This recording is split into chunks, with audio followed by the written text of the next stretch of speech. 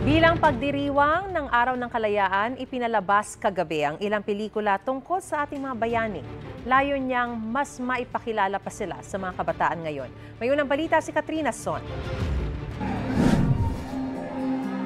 Ginanap ang Cine Classic sa Quirino Grandstand sa Maynila bilang parte ng mga programa sa Kalayaan 2024. Ang mga pelikulang ipinalabas dito ay iyong mga pelikulang patungkol sa mga bayani ng bansa at hirap na pinagdaanan nila para makamit natin ang kalayaan.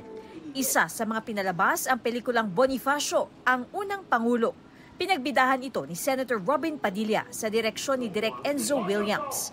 Ang pelikulang ito ay nagpapakita ng buhay at pakikibaka ni Andres Bonifacio para makamit natin ang kasarinlan.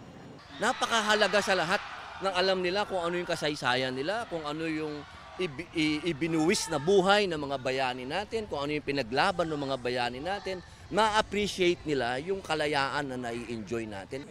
Ang direktor naman ng pelikula na si Direk Enzo Williams, sinabing paraan ito para mas makilala ng mga kabataan si Bonifacio. Marami raw kasi ang nakakaalam ng kanyang pangalan, pero iilan lang ang may alam ng ginawa niya para sa bayan. Ang pelikulang ito ay ginawa rin daw niya para sa mga susunod na henerasyon. Sabi ko,